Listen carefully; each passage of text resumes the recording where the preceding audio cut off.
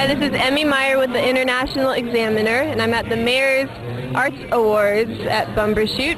I'm here with Kathy Hsieh, and she is the community liaison for the Mayor's Arts Office.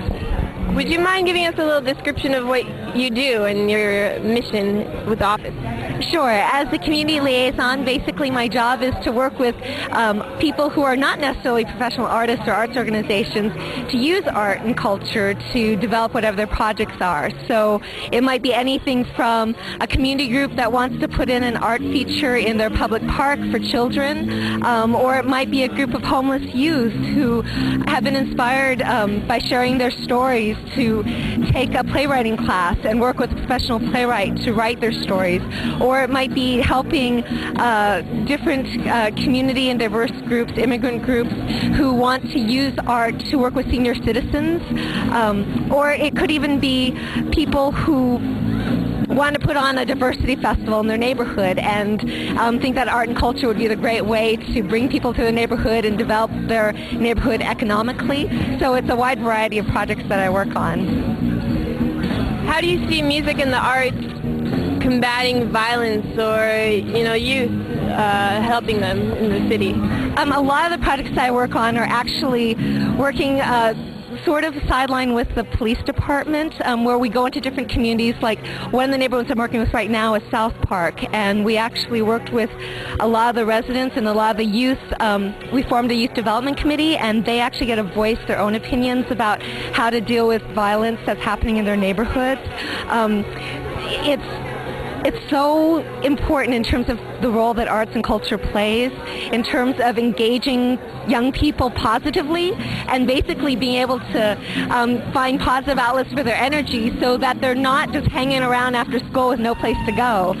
So a lot of the funding projects that we do are to actually promote youth arts projects in that way, yeah. When considering the diverse demographics of the city, do you match arts and cultural events to the certain demographic, or does that come into play at all? Well, actually, one of the major initiatives that the city's embarked on is the Race and Social Justice Initiative. And so what we really try to focus on is equity, meaning there's a lot of underserved communities, especially when you're talking about immigrant communities or low-income neighborhoods. And so we really work to make sure that all the different populations of the city are getting services to them. And ones that we specifically find that are underserved, we actually have special funding programs that directly are made available to these different communities. And my position in particular, we have an outreach arm of our office, and we go out to the community, try to make them aware of the funding and resources available, and then work with them to get that funding to be able to make projects possible in their neighborhoods. That's great. A lot of the emphasis at this ceremony has been on the next generation, on the youth. Are there certain programs that help artists or musicians from less privileged backgrounds try to break into the music scene and get their message heard? Is there anything in development for that? Well, what we have is we have a youth arts funding program in terms of reaching that next generation, where we basically, it's targeted at people who don't normally have access to the arts, because there's a lot of schools in the Seattle Public School District have PTAs that raise funds so that they can have art and music, but there's also a lot of schools that don't have people who are able to raise funds for them, and because arts and education keeps getting cut from the regular programming, a lot of students grow up without ever getting the opportunity to learn how to play music or dance, and find these other ways that might be able to wake their passion. And so our youth arts funding is actually a way designed to bring professional artists to work with kids after school, during the weekends, during the summertime, and expose them to how much that creative energy can be used in their life. Whether they decide to become artists or not, that's really not the point. It's really about giving them a creative outlet to express themselves, to show who they are, and to basically make people aware of the ideas that they can have through art. And so that is a huge factor in terms of making sure that arts is accessible to all kids in the city, no matter whether their school has the funding for arts education or not.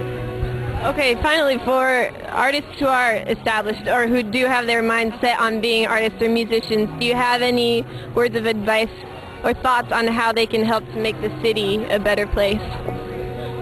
That's a great question. In terms of established artists, people who have already sort of made a mark and have a name, the way that they can really make an impact is to not be afraid to use their art to stand up for what they believe in.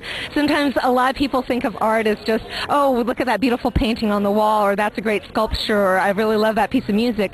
But if you look at art throughout the ages of time, art has always been the political forefront of people speaking what's important to them. When Katrina happened, I mean, it was artists who were able to express through music, through poetry, through spoken word, the power and the impact that an event like that has on a community.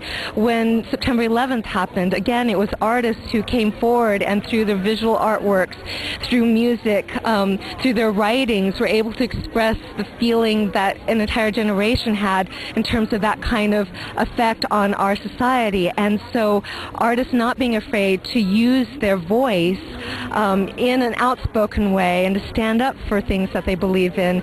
I mean, in the future, 50 years from now, 100 years from now, people are going to look back and go, well, what did this society stand for? What did 2007 people think about? And it's really through the writings, the music, the operas, the plays.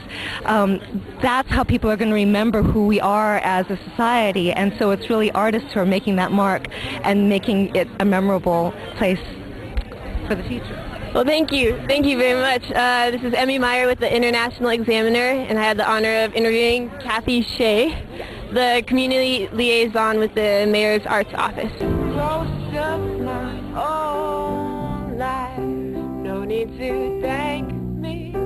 I only hope that you do the same for me. They tell you to fly.